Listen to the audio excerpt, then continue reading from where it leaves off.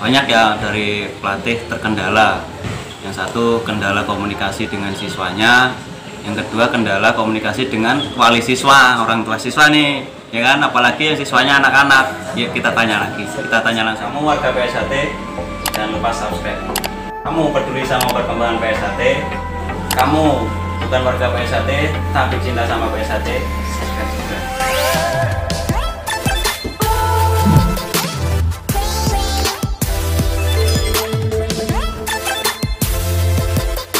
Satu, komunikasi secara langsung kami melatih dengan wali siswa.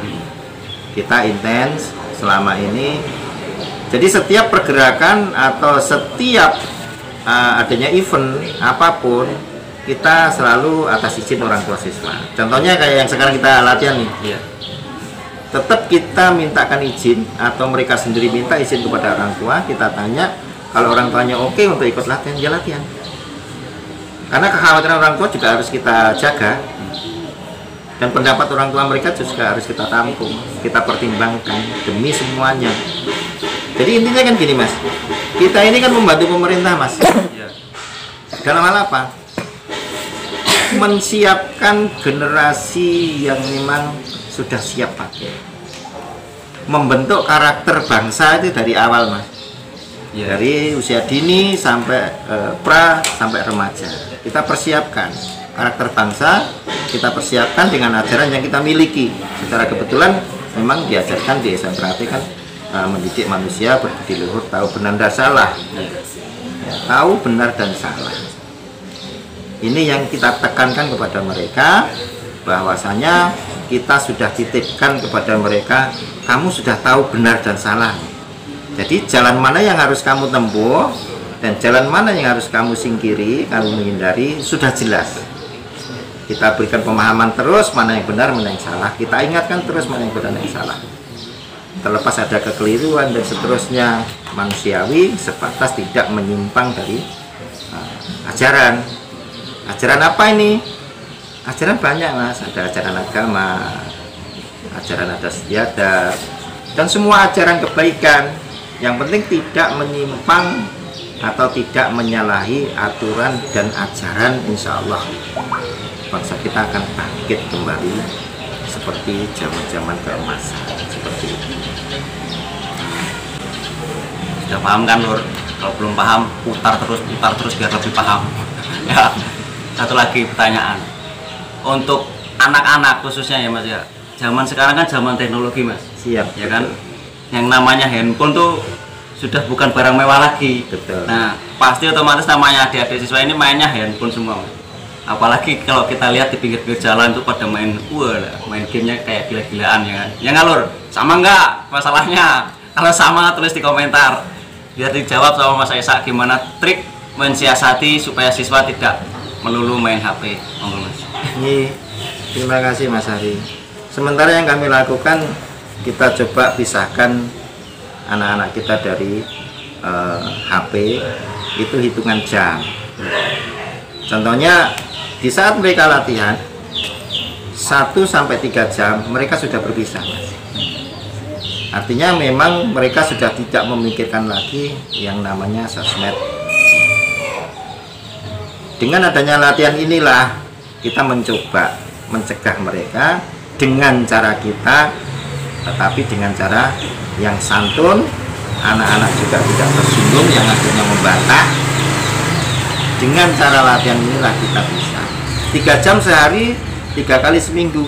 Dalam seminggu sudah 9 jam mas, memisahkan mereka dengan HP. Satu, kemudian jam atau penggunaan di rumah itu pun harus dibatasi. Boleh mereka megang HP, jangan sampai ketinggalan teknologi, tetapi pembatasan, apalagi nanti kalau sudah masuk sekolah itu lebih mudah untuk dibatasi. Andai kata anaknya ngeyel, umpamanya ini dan itu dan sebagainya, namanya anak sekarang, tetap dengan cara santun, cara halus kita kasih pemahaman. Dan saya yakin selama itu niatnya baik akan ketemu baik. Ini salah satu pemanfaatan teknologi lagi Lur. Kemarin tuh Mas pelatih amatir dapat masukan, yaitu latihan online via WhatsApp. Tuh, coba Mas Aisyah bisa jelaskan mungkin. Itu bagus mas. Gimana itu, Pak? Itu Maksudnya, bagus.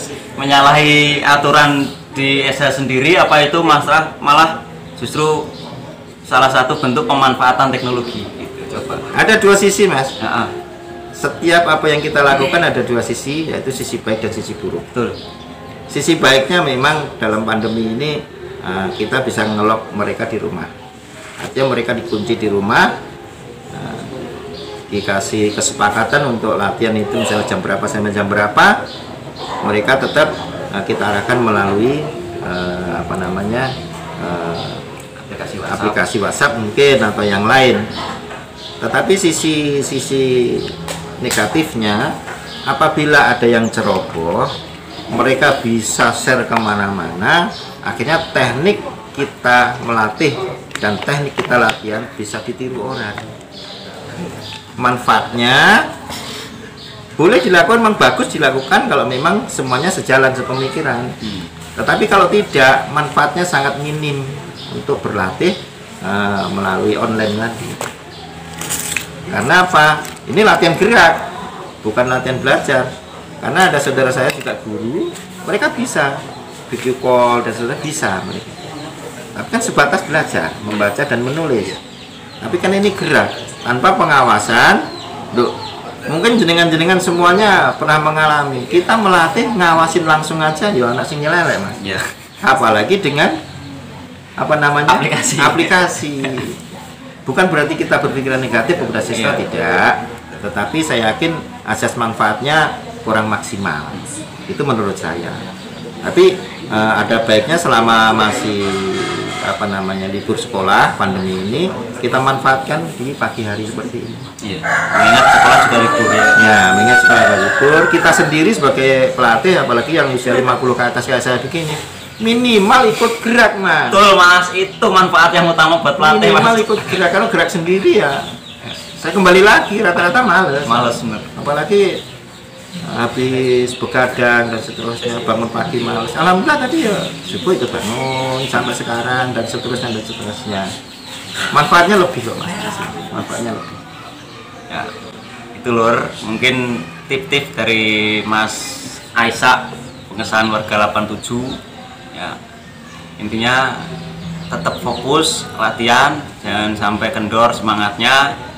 Yang buat mas pelatih, mbak pelatih ya tetap gunakan media sosial secara baik dan benar ya, supaya intinya ajaran SH Teratai itu baik, tapi dikhususkan untuk orang-orang tertentu ya kan. Jangan sampai karena kita mau menggunakan teknologi akhirnya disalahgunakan karena ketidaktahuan siswa. Itu poin utama. Terus lagi untuk sampean yang siswa PSHT yang nonton video ini, tetap jaga diri kalian, selalu ikuti himbauan dari pelatih-pelatih, jangan bangkang ya, awas kalau bangkang. Terus lagi untuk sampean yang baru mau atau belum pernah ikut atau pernah motol, sabuk ya ampun, sabuk hijau, jangan ragu-ragu ikut latihan silat, ikut SH Teratai. Nggak seperti dulu latihan, ya Mas? Betul. Latihan dulu dipukulin, ditendangin biasa, sekarang monggo Mas ceritakan. Kami punya sistem untuk memberikan imbal balik atau hukuman seperti itu dari kesalahan itu dengan fisik, Mas. Jadi maaf, yang melakukan jangan tersinggung. Saya juga dulu melakukan, kalau misalnya ada siswa bandel sebenarnya kita KO lah gampangnya gitu. Cuma sekarang kita lebih kepada fisik. Lebih baik kita berikan push up maksimal atau apapun, misalnya pelatih roll atau tendangan atau lain sebagainya, untuk menggantikan hukuman atau sanksi dari mereka punya kesalahan seperti itu. Terus kemudian satu lagi, Mas, tadi tips melatih tadi di depan saya sampaikan ada satu ketinggalan nih, Mas. Apapun yang jenengan lakukan semua di latihan atau membuka latihan di SH Teratai, selama niat jenengan baik, nggak usah takut dibully, nggak usah takut dibenci, nggak usah takut diremehkan oleh siapapun. selama itu baik dan benar, lakukan dengan ketulusan dan keyakinan, insya Allah membawa hasil. Minimal dengan lebih percaya diri untuk lebih mendekatkan diri kepada Tuhan, seperti itu poin utamanya ya. Oke, jangan lupa kita pamit untuk diri, nanti kita sambung lagi obrolan di next video.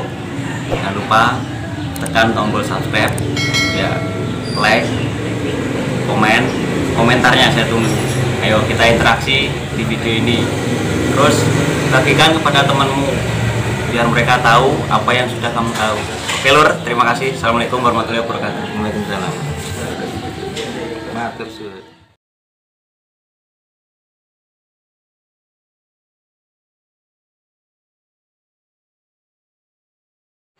Subscribe channel Mas Pelatih Amatir kalau informasi ini bermanfaat.